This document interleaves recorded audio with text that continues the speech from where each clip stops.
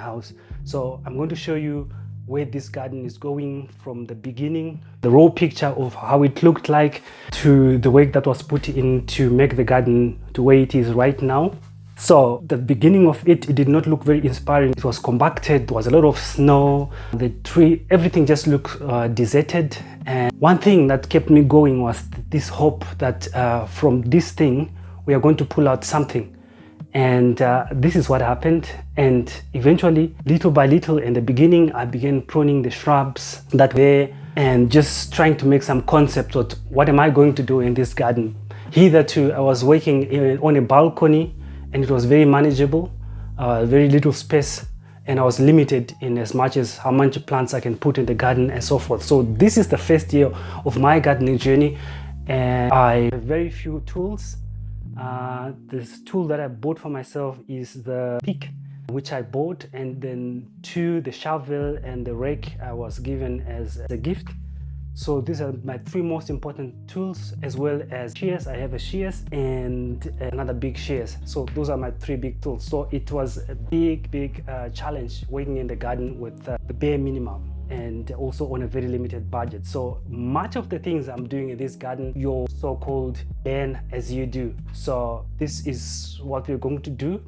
And in the next year, we're going to reflect on the mistakes or the lessons that we've learned in this previous journey. So the first part was to clear the ground. The ground was very messy. A lot of debris was on the ground. I needed to map out a place where I can put some lawn. We had the challenge that the place had a lot of debris, like I'm saying. It was compacted. There's grass. It used to be a pasture for the cattle. So you can imagine that the compaction that had gone over the years. So the first thing that I did was to prune the shrubs around the house, the apple trees, and everything that was there.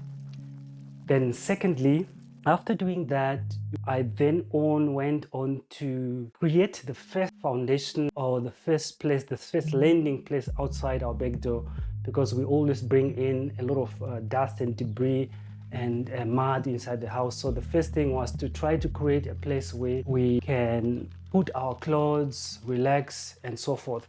And that was just grass that was there. So I had the option just to keep the grass that was there and mow it now and then. I wanted to put it on a lawn. I have a second channel that I want to dedicate specifically for the lawn and the ornamentals. So I wanted a little patch of lawn where I can experiment on various things. So this is sort of like a 5 by 3 meter, 5 by 3, which is 15 cubic square meters. And this is a place where I have some lawn. And the other part is the challenge that is on the hill, not on a hill as such, it's on a slope. And I watched a lot of videos on planting, gardening on a slope. And this was a major challenge because my plan was to use raised beds, but the wood for the raised beds cost a lot of money. The compost cost a lot of money. So I did the things that I think I'm capable of doing right now, which is digging. I dug, and 2 beds were done. Then the third bed, I thought, let me just use what I've learned on the internet, the no-dig method.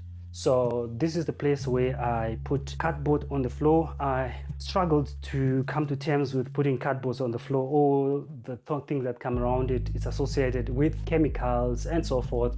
But I tried the best of my ability to use the naturalist possible kind of cardboard to cover the ground. So the third bed that I used, I put in cardboard on the ground. Then I put on some wood shavings. I put on some compost, and here's the most exciting thing.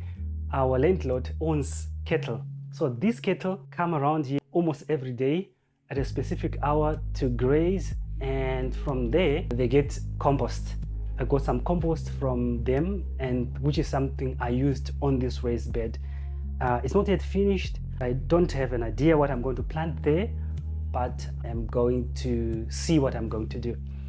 So then that takes us to the other corner of the garden, which was so filled up with a lot of brambles and shrubs of all manner and sorts, debris. This is a place that gave me quite a lot of hard work to do. I really did a lot of digging, pulling, and all sorts. And eventually it was over. it seems now that a little bit of order is taking over, and I've no idea yet what to plant there. I might say the digging and the part was hard, but the planning of what to put there is also a little bit of a challenge. I'm not sure what to put there, but I'll have an idea. I'll put plants that need very little sunlight there. All right, that is part of the garden. So if you want to see the developments of this garden, how this garden is developing from beginning, so gardening impossible to gardening possible, you can just subscribe to the channel, give it a like, and if you've got any experience in the garden for beginners, just put your comments in just below, and I'll be very, very grateful for any of your thoughts, because it adds up to engagement. It also adds up to me getting some experience from other people. After all, the important part of this channel, I think, is to build up a community of people of like-minded and of people who like gardening, who are into gardening, and so forth. Until the next video, this is the development of the garden, where we have been. I've tried to show you where we started, where we are, and where we are going. I don't have a complete big picture of where we'll be exactly in the end, but we are definitely not at the place where we began. So this is the most exciting thing that I think has happened in this garden.